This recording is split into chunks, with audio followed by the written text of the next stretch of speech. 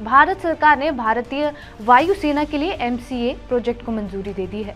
भारत की सुरक्षा समिति ने इस प्रोजेक्ट को मंजूरी दी। इस प्रोजेक्ट के जरिए भारतीय वायुसेना 5वीं पीढ़ी के लड़ाकू विमान खुद तैयार करेगी। अब तक 3 ही देश ऐसे हैं जो 5वीं पीढ़ी के लड़ाकू विमान खुद बनाते हैं।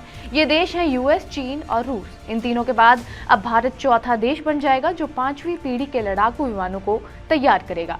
सरकार ने इस प्रोजेक्ट के लिए 15,000 करोड़ रुपए की लागत को भी मंजूरी दे दी है। ये विमान 5वीं पीढ़ी वाले होंगे। अब विमानों में पीढ़ी का मतलब क्या होता है? यहाँ पर विमान को पीढ़ी दौर के हिसाब से और विमानों में मौजूद सिस्टम के हिसाब से बांटा जाता है। इसलिए लड़ाकू विमानों को 5 पीढ़ियों में बांटा गया है। नमस्कार, मेरा नाम है रिया शर्मा और आप देख रहे हैं TV9 भारतवर्ष। जिन विमानों का निर्माण भारत करने वाला है वो 5वीं पीढ़ी के फाइटर जेट्स होंगे। अब इन फाइटर जेट्स में खास क्या होने वाला है? दरअसल ये स्टेल्थ फाइटर जेट क्या होते हैं ये जान लेते हैं।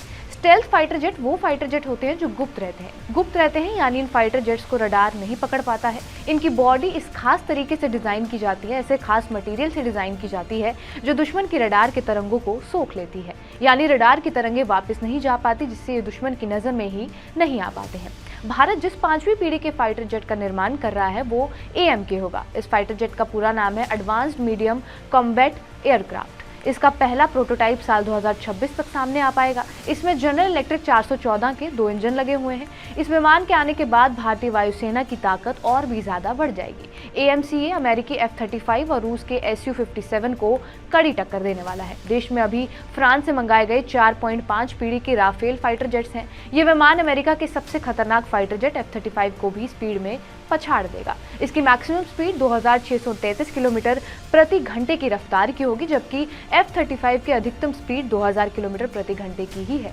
AMCA रेंज में भी अमेरिका F-35 से ज्यादा होगा। भारतीय लड़ाकू विमान की रेंज 3240 किलोमीटर होगी, जबकि अमेरिकी फाइटर की 2800 किलोमीटर है। कॉम्बैट रेंज भी अगर उसकी बात करें तो 1620 किलोमीटर होगी, जबकि F-35 की कॉम्बैट रेंज 1239 किलोमीटर है।